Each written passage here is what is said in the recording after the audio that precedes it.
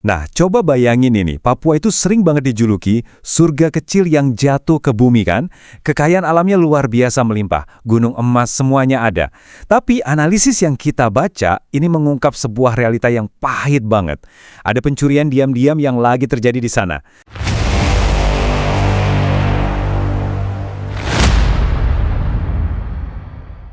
Halo semuanya. Hari ini kita bakal membedah sebuah analisis yang jujur aja lumayan bikin merinding.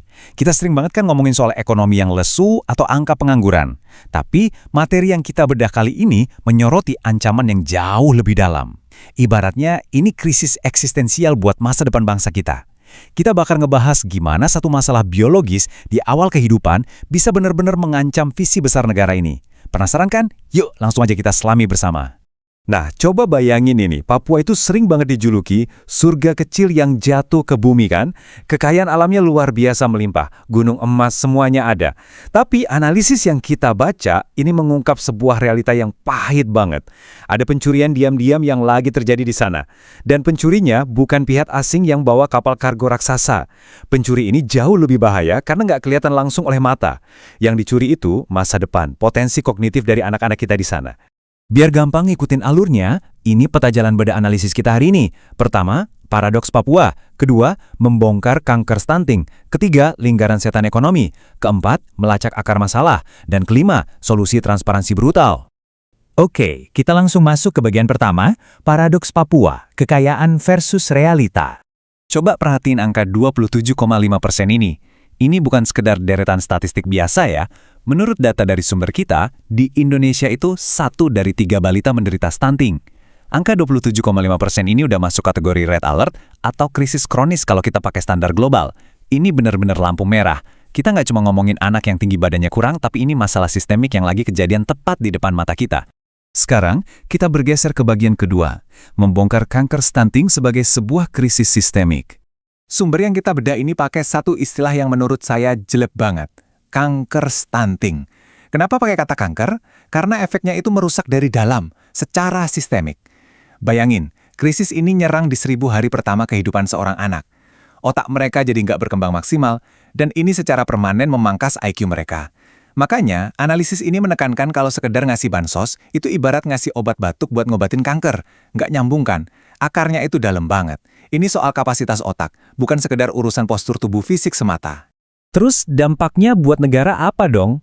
Nah, analisis ini merangkum satu ketakutan terbesar. Visi Indonesia Emas 2045 bisa ambyar. Coba pikirin deh, kalau sumber daya manusia kita secara kognitif nggak mampu mengelola teknologi masa depan, apa yang bakal terjadi? Sumber kita ngasih warning keras. Tanpa otak yang berkembang sehat sejak bayi, kita cuma bakal jadi penonton. Atau lebih parahnya lagi, kita cuma bakal jadi buruh murah yang gampang banget digantiin sama robot atau AI dari luar negeri. Kapasitas otak itu syarat mutlak buat jadi inovator, bukan cuma jadi pekerja kasar. Lanjut ke bagian ketiga, lingkaran setan ekonomi dan dampak jangka panjangnya. Kita coba petakan apa yang disebut sama sumber kita sebagai lingkaran setan.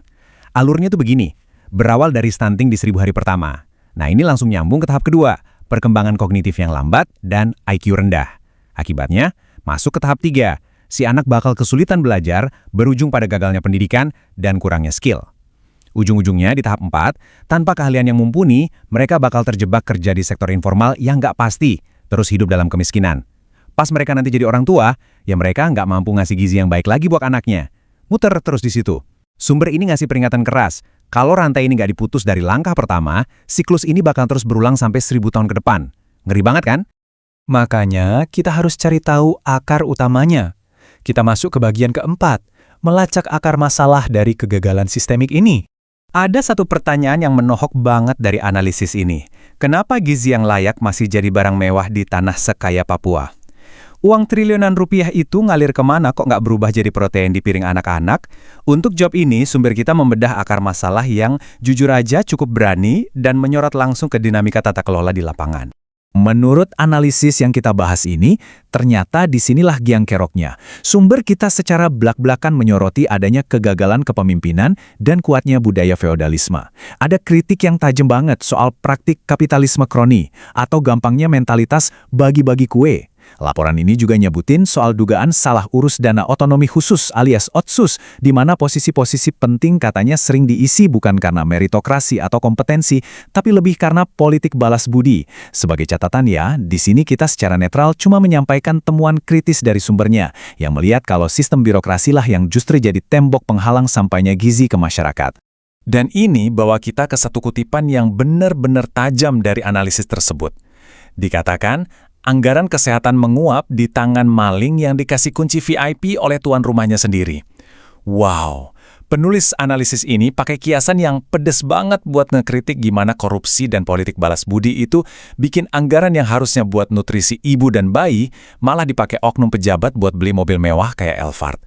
Ini kritik tata kelola yang to the point banget soal pengkhianatan prioritas.